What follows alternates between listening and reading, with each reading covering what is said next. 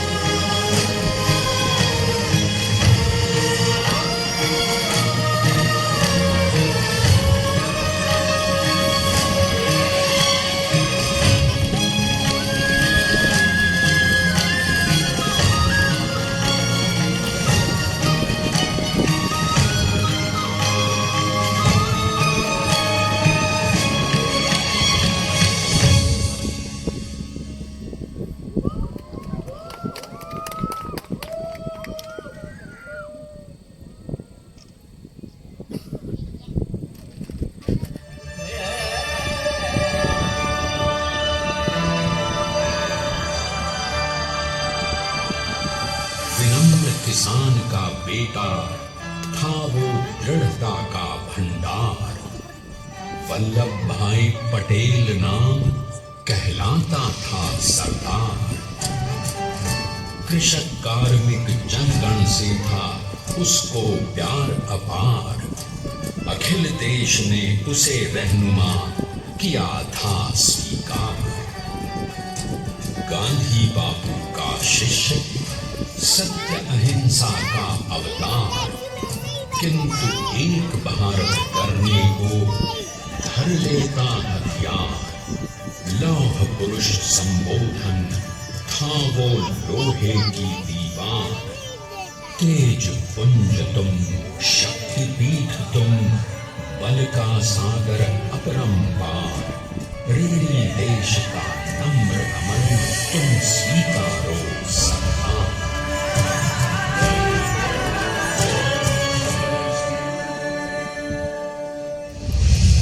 1857 में अंग्रेजों को ललकारने वाले पहले स्वतंत्रता संग्राम के एक सक्रिय सिपाही थे छदेल भाई पटेल।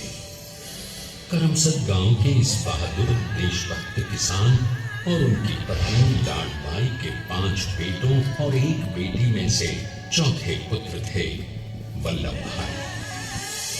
बालक वल्लभ ने करमसद के बाद नडियाद से अपनी हाई स्कूल की शिक्षा पूरी की।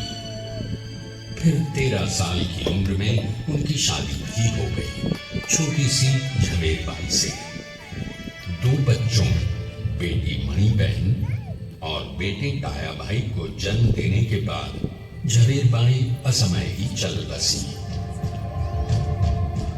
सदी बदलने और 20वीं सदी आने पर उनका जीवन भी एक चमत्कार की तरह बदला। पीटर का इम्तिहान पास करके वो वकालत करने लगे। पहले गोधरा, फिर आनंद और उसके बाद अहमदाबाद में।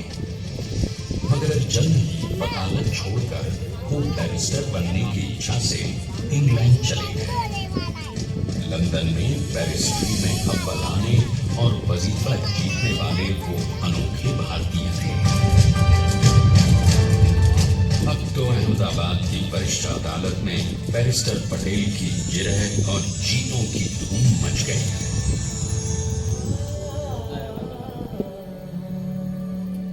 तभी एक युग पुरुष ने वल्लभ भाई के जीवन की धारा ही बदल दी।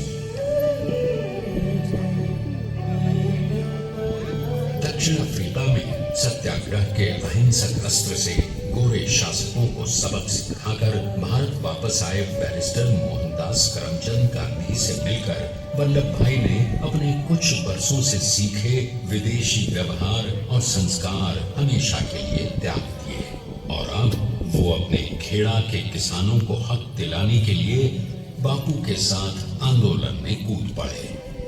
अब उनके पैरों में जूते नहीं, गांवों की धूल थी।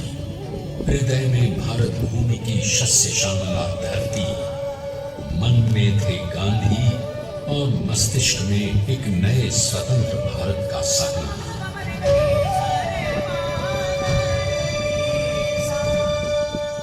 तभी बारडोली के मजबूर मजलूम किसानों की यातना का समाचार उनके पास पहुंचा। तुरंत वल्लभ भाई वहां पहुंचे और यूं शुरू हुआ भारत का सबसे बड़ा और सफल किसान आंदोलन बारडोली। वल्लभ भाई ने बारडोली के 87,000 किसानों को ऐसा अटल अडिग अचल मनोबल दिया कि अंग्रेजी सरकार हिल गई और 1 बरस के बाद उनका लगान माफ कर दिया गया। अब तो पूरे देश में लोग वल्लभ भाई के नाम की कस्में खाने लगे। स्वयं महात्मा गांधी ने कहा, अब वल्लभ भाई मेरे शिष्य या साथी नहीं, सारे देश के सरदार हैं और देश को मिल गया एक अनोखा असरदार सरदार।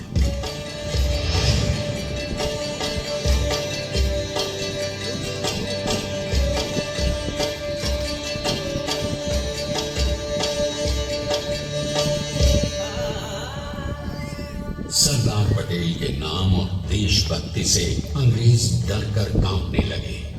1930 के नमक सत्याग्रह और दांडी कूच में वो बापू से भी पहले गिरफ्तार किए गए।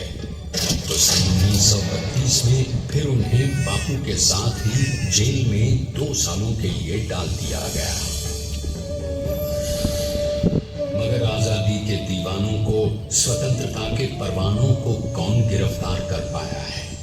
जेल से छूटते ही सरदार को कांग्रेस के नए राष्ट्र अध्यक्ष पद पर चुना गया और उनकी सरपरस्ती में राष्ट्रवादी भारतीयों ने तमाम ब्रिटिश सूबों में जीत हासिल कर वहां अपनी स्थानिक सरकारें बनाई।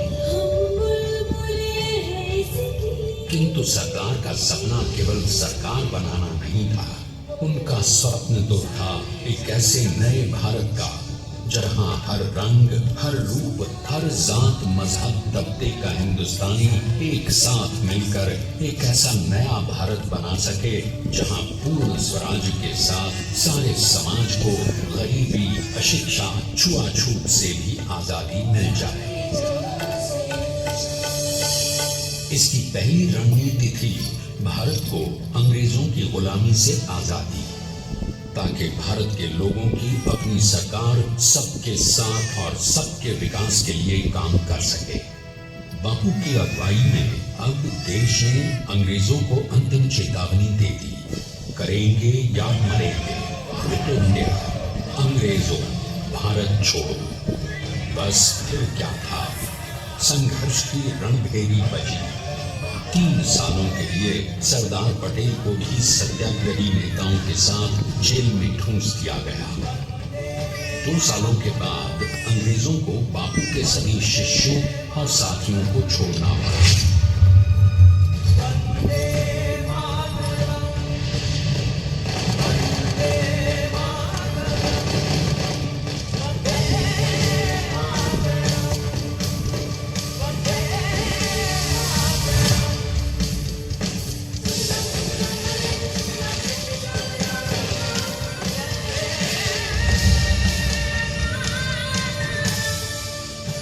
स्वतंत्रता के स्वप्न के सच होने के साथ अब सरदार पर कई एक नई जिम्मेदारियां थीं। आने वाली आजादी की तैयारी और एक नए भारत के लिए नए लोकतांत्रिक संविधान की संरचना। जैसा उनके साथी ने खुद कहा था, सरदार ने ही छेनी हथौड़ी लेकर एक नए भारत को उकेरा है।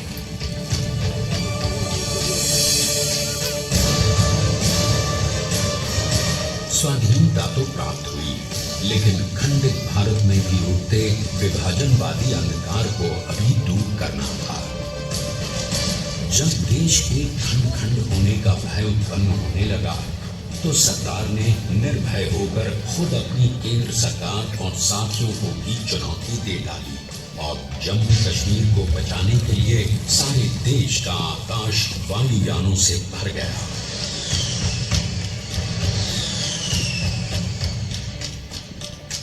और फिर हैदराबाद और जूनागढ़ के भारत में विलयीकरण को पाकिस्तान से चुनौती मिली।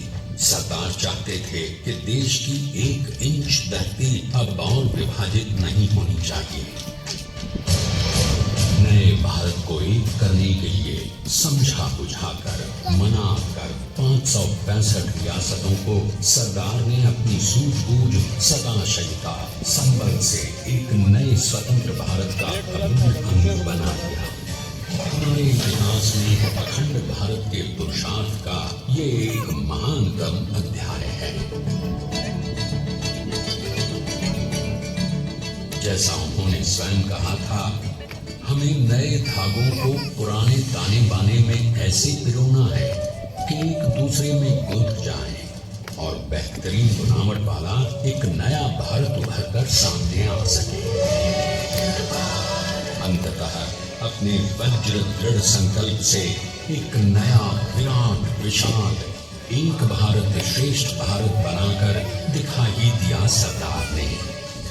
संसार के सबसे बड़े प्रजातंत्र के शिल्पी को प्रणाम करने के लिए देश ने बनाया है ये समर्थ स्मारक। स्वाधीन भारत को समर्थ भारत में बदलने वाले सरदार पटेल को समर्पित प्रेरणातीत भी है। प्रधानमंत्री श्री नरेंद्र मोदी के नेतृत्व में बनी विश्व की इस विशालतम प्रतिमा के सामने आकर सारी दुनिया जैसे स्वयं ही नतमस्तक हो जाती है।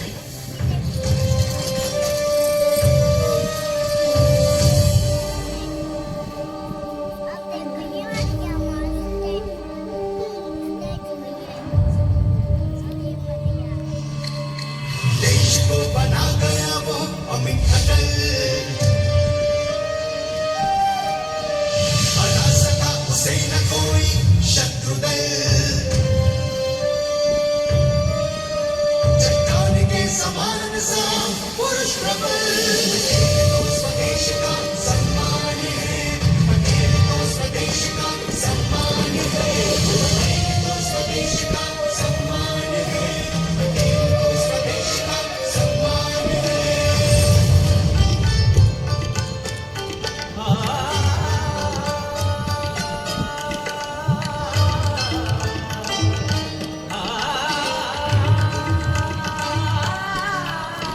ऊंचाइयां आकाश को छुए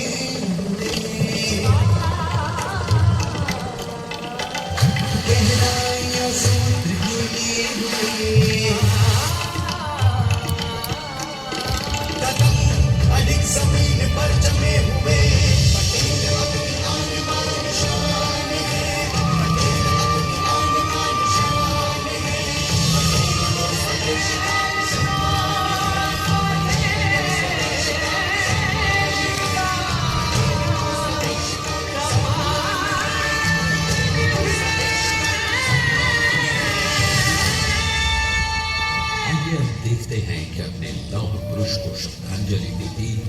182 मीटर ऊंची विश्व की सबसे विशालकाय प्रतिमा का निर्माण कैसे हुआ?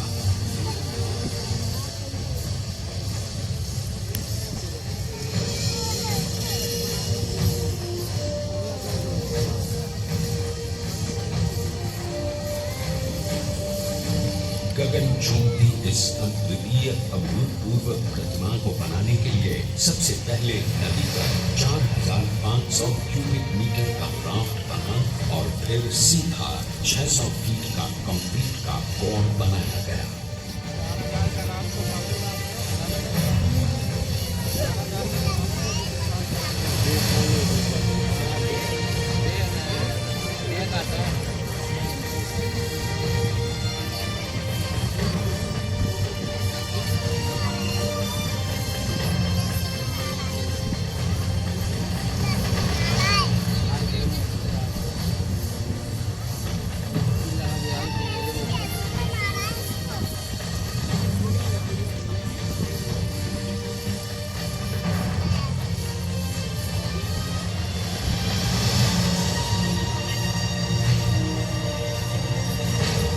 इस कंक्रीट कोर के साथ लगाया गया स्टील का फ्रेमवर्क।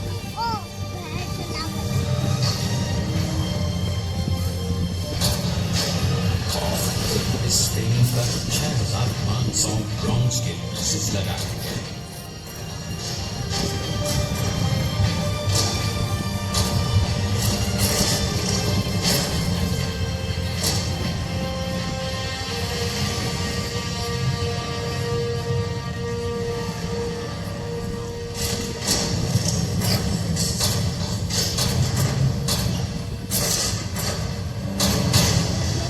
सोचिए कि 182 मीटर ऊंचे इस भव्याति भव्य स्मारक के निर्माण में कितना सामान और मेहनत लगी होगी। 70,000 metric ton cement, 18,500 metric ton reinforcement steel, 6,000 metric ton structural steel और 1,700 मीट्रिक टन ब्रॉन्ज।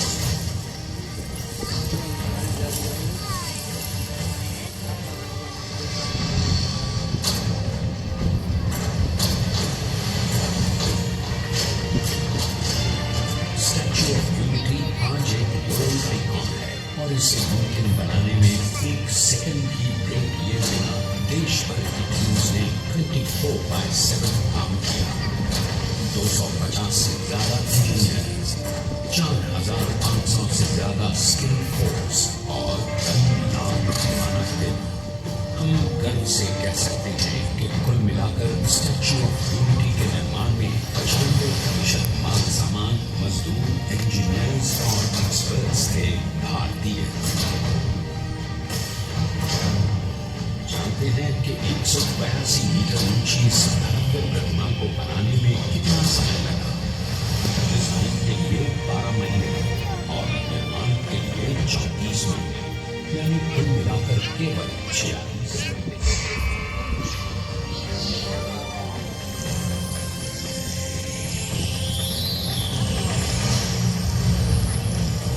और इसी तरह बनी देश के शिल्पकार की एक अनोखी अद्वितीय विशाल प्रतिमा, जो सिर्फ आज ही नहीं बल्कि आने वाले न जाने कितने सालों तक यूं ही चमचमाती रहेगी।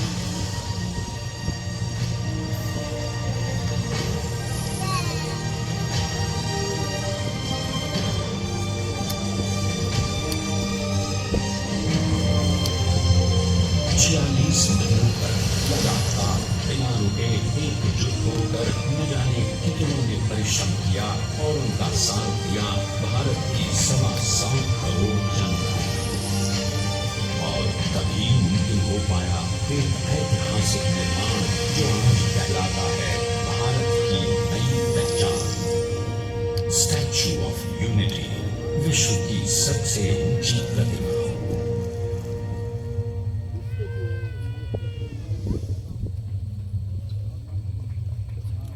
सरदार ने अपनी गंभीरता, शालीनता और दूरदर्शिता से भारत को संगठित करने के असंभव कार्य को संभव कर दिखाया। आइए आज हम सब उन्हीं की महिमा में विश्व के सामने एक उदाहरण रखें, क्योंकि ये ही को श्रेष्ठता के मार्ग पर ले जाएगा। हमारा कर्तव्य ये है कि हमें निश्चय कर लेना चाहिए कि हमें हिंदुस्तान में जितने लोग हैं सबको मिल मिल के भाई भाई की तरह के रहना है। स्टैच्यू ऑफ यूनिटी एकता की प्रतिमा और श्रेष्ठता का प्रतिबिंब है। एक पहल है इस अखंड भारत को श्रेष्ठ भारत बनाने के सपने को पूरा करने के लिए। एक पुकार है हम सबको एकजुट होने के लिए। एक आंदोलन है भारत को सबसे आगे ले जाने के लिए, श्रेष्ठ बनाने के लिए। आपके योगदान और विश्वास से ही बनेगा एक भारत श्रेष्ठ भारत। एकता का संदेश है कि भाषा अनेक, भाव एक, राज्य अनेक, राष्ट्र एक, पंथ अनेक, लक्ष्य एक, बोली अनेक, स्वर एक, रंग अनेक, तिरंगा एक, समाज अनेक, भारत एक, रिवाज अनेक, संस्कार एक, योजना अनेक, मकसद एक, कार्य अनेक, संकल्प एक, राह अनेक, मंजिल एक, पहनावा अनेक, सीमा एक, चेहरे अनेक, मुस्कान एक। ये एकता का संदेश लेकर के हम चले। और भाइयों बहनों, ये भारत की विशेषता है, विविधता में एकता। यही भारत की विशेषता है।